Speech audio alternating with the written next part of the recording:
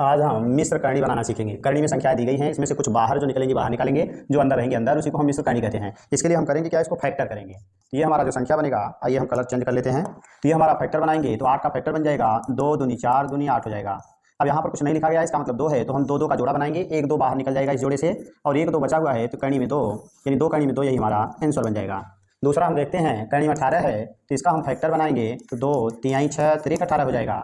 अब यहाँ जाएंगे तो यहाँ हम 2 2 का जोड़ा बनाएंगे, तो 3 बाहर हो जाएगा हमारा, और करणी में 2 हमारा आंसर बन जाएगा, यानी 3 करणी में 2।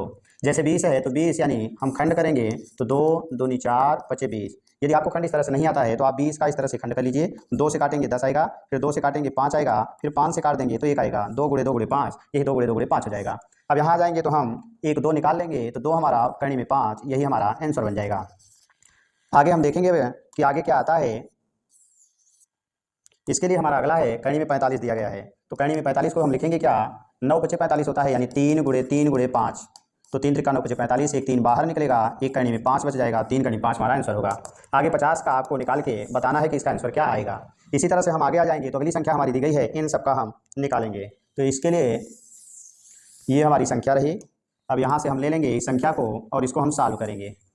तो दे दिया है यहाँ पर हमारा 75 दिया है करणी में, तो ये हमारा बन जाएगा, यानी 5 पचे 25, तो यहाँ 75 हो जाएगा। तो एक 5 हमारा बाहर निकल जाएगा, और एक करणी में 3, तो 5 करणी में 3 हमारा आंसर होगा।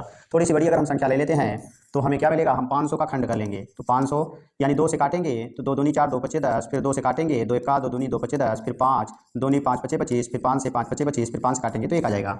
तो हमें मिलेगा क्या, 2 गुणे 2 गुणे 5, फिर 5 मिल जाएगा। अब हम जोड़ा बनाएंगे, तो एक 2 हमें बाहर मिलेगा, एक 5 बाहर मिल जाएगा, करणी में 5 बच जाएगा, तो बन क्या गया हमारा 5 दूनी 10 करणी में 5, और यही हमारा आंसर हो गया। आगे आ जाएंगे, सॉरी, तो अगली संख्या हमारी दी गई है, दिया है हमारा 1000, तो इसको ले लेंगे, तो हम चाहें तो 10 गुणे 10 गुणे 10 कर दें, और एक जोड़ा में से एक 10 बाहर हो जाएगा, करणी में 10, यानी 10 करणी में 10 हमारा आंसर बनेगा। इसी तरह से करणी में 27 दिया है, तो 3 त्रिका 9, त्रिक 27 होगा, एक जोड़ा में से निकाल लेंगे, तो एक 3 बाहर हो जाएगा, करणी में 3, और ये हमारा आंसर बन जाएगा। नेक्स्ट आपको एक और कमेंट सेक्शन में बताना है कि करणी में 125 का क्या मान आएगा।